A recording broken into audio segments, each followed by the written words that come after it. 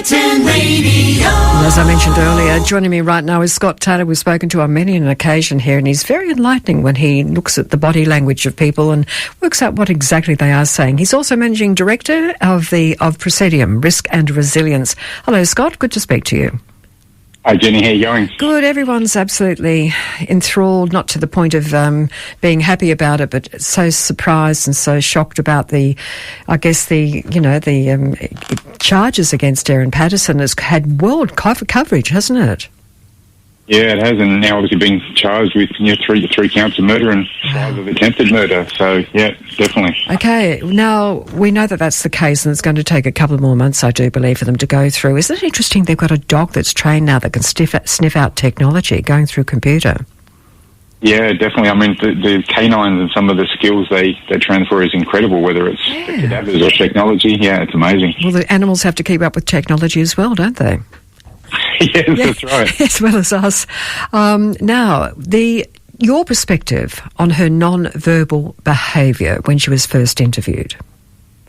Yeah, I think there's quite a number of indicators in there, and obviously when we look at these sort of things, there's no one true indicator of deception, but there's a range of different clusters, and I think if you look at some of the words utilised and some of the non-verbals there's definitely some things, some flags, I would say.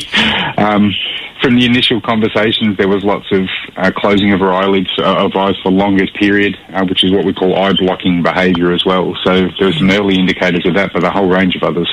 Yeah, I mean, when we think back to her first interview when she just gets out of the car to go into her home, you're absolutely right.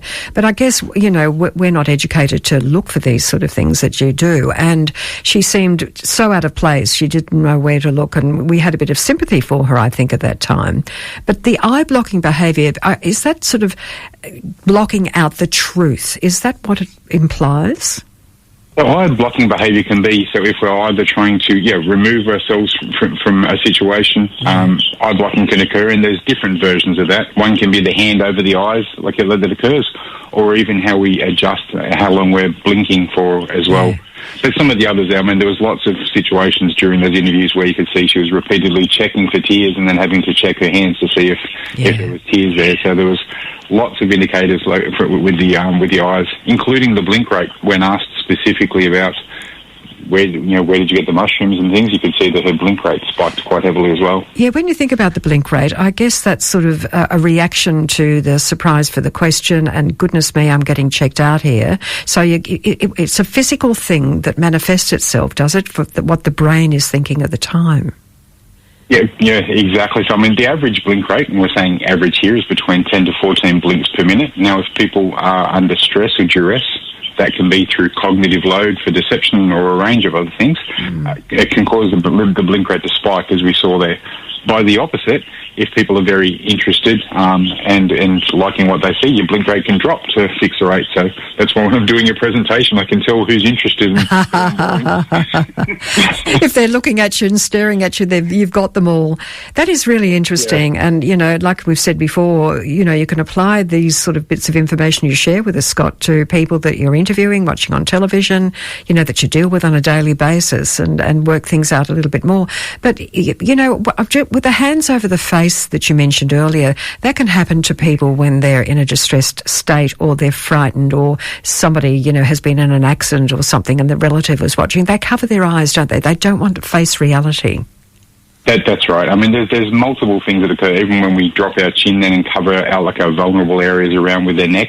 But there's so many other indicators in the face, and one of the others, for example, somebody who, if they're going through deep sadness, like with what's occurring, then we get the activation of what we call the grief muscle, which is the corrugator supercilii, and you see the inner elements of the eyebrow will turn up, and there'll be some tension in the forehead. So you can see people with true sadness, you see that, and during some of the review of some of the interviews there, that was not activated, which is potentially another flag. Yeah, she seemed to have a fairly blank look on her face. And let's go back to was she crying or not?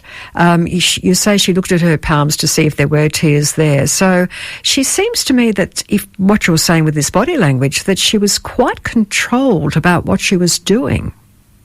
That was a really great choice of phrasing there, because if somebody's truly devastated about a situation, think the last time you've heard a child cry and deeply cry, you get that breathless and random sort of like breathing as well, but you didn't see that. It didn't really affect her breathing during that time. Yeah. And the other part was about the words when she was asked specific questions. Can you tell us about the meal?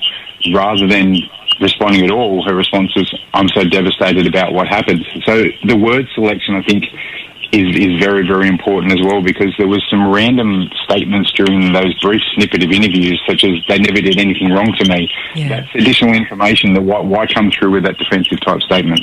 Yes, you're right. You know, if you're caught in a horrible situation, you tend to break down very quickly. There's no two ways about it. She shakes her head no slightly. Is that right, when she said she was devastated, that she loved them?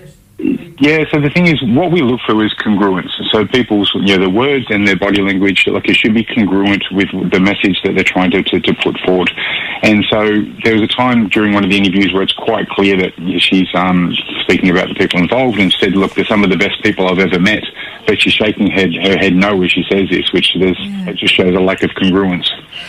They never did anything wrong to me was an answer she gave too, when it was pointed out what had happened, of course, and she might have been, the one that was giving the meal and knowingly was giving them poisoned mushrooms. That's pretty, this is a movie stuff, isn't it? It is, because even some of the other phrasing in there, if you think, one of the other statements that she had said was, they said, can you tell us about the lunch? And her response was, what I can tell you is, and then she mentioned just about how she's feeling.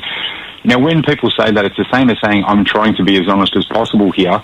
With these sort of limiting type statements, saying like what I can tell you, or I'm trying to be as honest as possible, well, that's indicating then if there's other items that I can't tell you, there's things I can't tell you. Yeah. So what are those things? And so that's why it questions further investigation. Well, apart from yourself explaining everything that you saw, the non-verbal language, I mean, the thing is that she was very well versed, like I said earlier, it seems. She was very prepared, wasn't she? Yeah, so she was, I'd say a lot of the responses there seem quite rehearsed, and that's why you saw the cadence. We look when somebody's speaking as well, when we're checking that congruence and looking for that integrity. We look for their rhythm, speed, volume and pitch, and you saw early on she was quite rhythmic. Her cadence, like it was quite stable, until she was pressed right at the end, and that's when you saw a change in the spike. But up until that, a couple of those answers seemed quite rehearsed. Well, she is under arrest now, so it'll be going to court in, I guess, next year, perhaps? May, I believe it's May that the hearing is going to occur. So. Okay, that's interesting. And, of course, the other charges, the 3 of 5 attempted murder charges back in 2021, 2022, that doesn't look good, does it? No, and that was with her ex-partner. I mean, there was, from what I'm led to believe, quite a bit of content that he even shared on social media, and family came to see him just because, and to say farewell because of how bad things were. So you can imagine there was just such a depth of investigation. I mean, it's incredible work by the police, what they've had to do for this time, with the amount of forensic investigation they've had to do for this case. They have, haven't they? They haven't left a stone unturned. Apparently she mixed up who had passed and who was in hospital. I don't know how long after the fact that these people had passed away, whether she was interviewed then or when they had just been taken to hospital, but she didn't seem to know that, or didn't let it be known.